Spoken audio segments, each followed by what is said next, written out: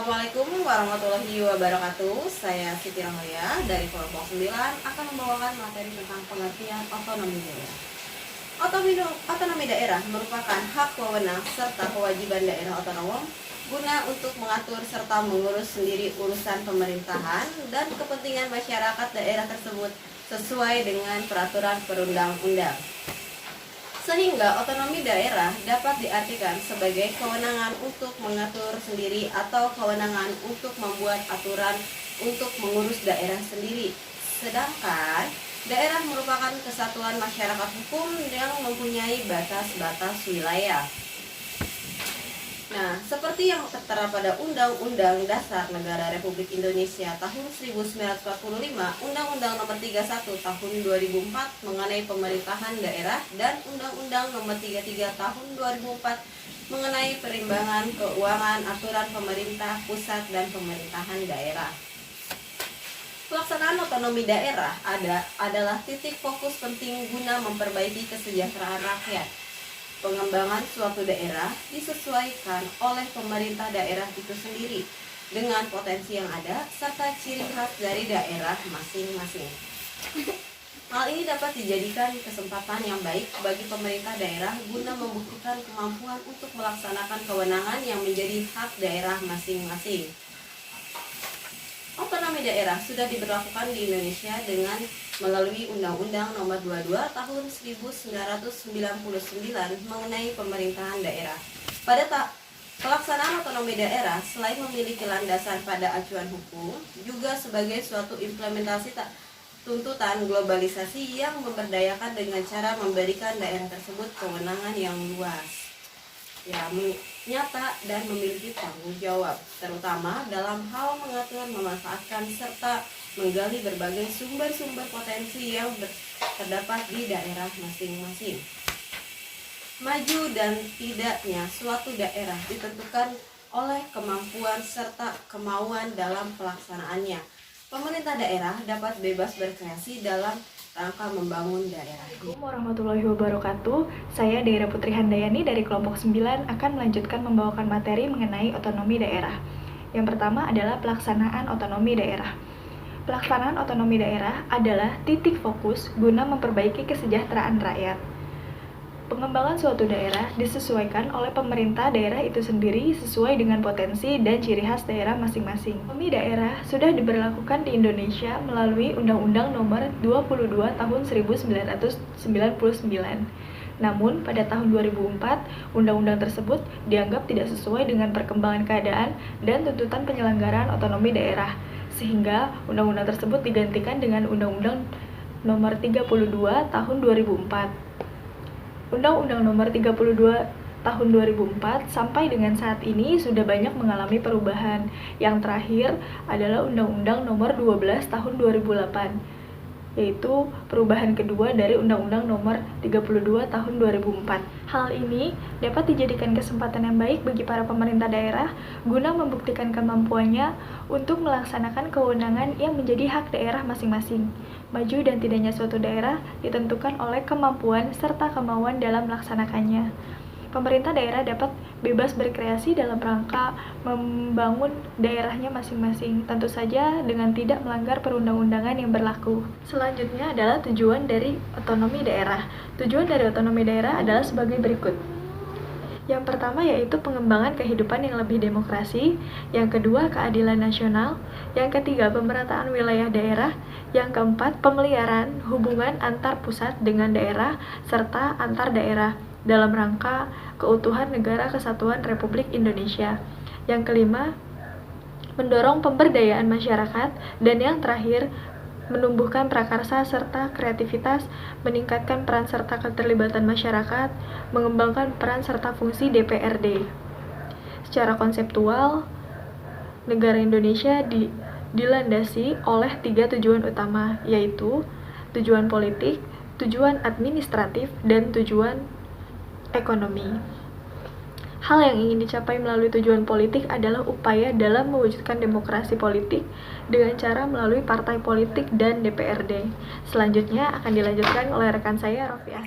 Saya Rofiah, saya akan meneruskan presentasi dari daerah yang sebelumnya adalah tujuan otonomi daerah. Sekarang saya akan melanjutkan dengan prinsip otonomi daerah. Prinsip otonomi daerah itu ada 3, yaitu prinsip secara otonomi seluas-luasnya, prinsip otonomi nyata, prinsip otonomi bertanggung jawab. Oke, prinsip otonomi seluas-luasnya itu adalah di mana daerah tersebut diberi kewenangan secara seluas-luasnya, namun ada beberapa yang tidak boleh dengan kewenangan tersebut. Di antaranya adalah secara politik itu tidak boleh. Politik, agama, fiskal, nasional. Nah, kemudian prinsip secara nyata, di dalam otonomi itu ada prinsip otonomi secara nyata, di mana dia diberikan wewenang untuk bagaimana dia melakukan kewenangan tersebut, seperti kebebasan dalam menangani berbagai urusan di dalam daerah itu, seperti menugaskan, memberi wewenang, serta memberi kewajiban, dan serta dapat tumbuh. Si daerah itu dapat tumbuh. Nah, kemudian yang ketiga itu prinsip otonomi secara bertanggung jawab. Di sini prinsip otonomi secara bertanggung jawab itu sudah jelas pasti untuk bagaimana cara daerah tersebut memberikan wewenang namun tetap bertanggung jawab. Nah, di dalam prinsip secara bertanggung jawab ini, dia itu contohnya adalah yang dasar gunanya untuk memberdayakan daerah masing-masing. Jadi di dalam daerah tersebut ada namanya sumber daya dan pemberdayaan kepada masyarakatnya. Nah, di mana ada tugas-tugas tertentu untuk membuat si daerah tersebut menjadi lebih maju. Nah, disitulah tumbuh rasa prinsip otonomi daerah yang bertanggung jawab. Nah, kemudian kita lanjut kepada asas otonomi daerah. Asas otonomi daerah ini sudah diatur dalam peraturan pemerintah Undang-Undang Nomor 32 Tahun 2000. Undang-Undang Nomor 32 Tahun 2004. Pasal 20 tepatnya, itu tentang asas umum. Jadi penyelenggara pemerintah yang berpedoman pada asas umum dalam penyelenggaraan negara yang terdiri dari 8 asas.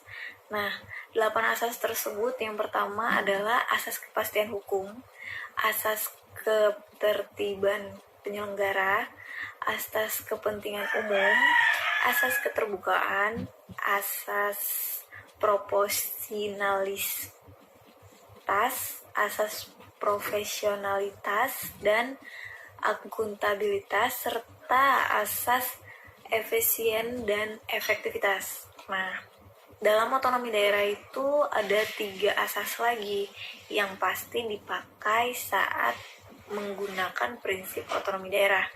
Nah, yaitu asas desentralisasi, asas dekonsentrasi, dan asas tugas pembantuan. Nah, di 3 asas tersebut itu dalam asas desentralisasi, yaitu penyerah wewenang tersebut adalah pemerintahan oleh pemerintah dan daerah otonom dalam kerangka Negara Kesatuan Republik Indonesia.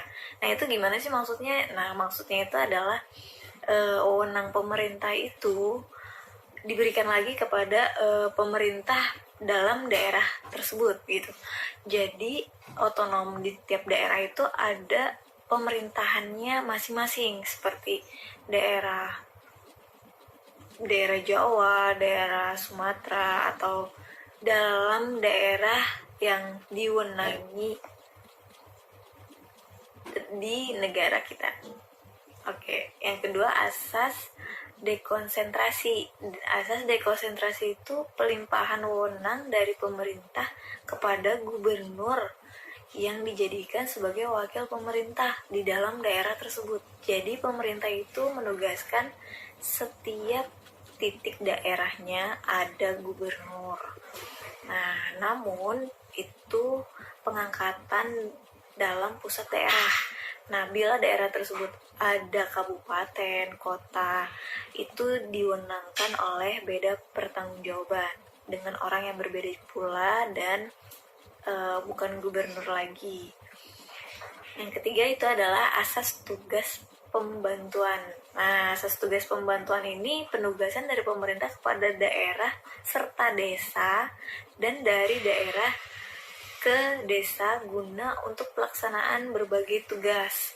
Nah, berbagai tugas tertentu yang disertai pembiayaan, sarana dan prasarana, serta sumber daya manusia di dalam setiap lingkup daerahnya. Jadi prosesnya lumayan panjang karena penanggung jawabnya juga lumayan banyak. Dari situ kita bisa lihat bahwa asas tugas pembantuan itu lingkupnya lumayan besar karena di setiap daerah itu luas daerahnya pun lebih disesuaikan dengan lingkup yang bertanggung jawab, orang-orang yang bertanggung jawabnya. Nah, dari itulah pengertian otonomi daerah yang sudah dijelaskan oleh Siti Rohaya. Cukup sekian untuk presentasi dari kelompok kami. Saya akhiri. Wabillahi taufiq wal hidayah.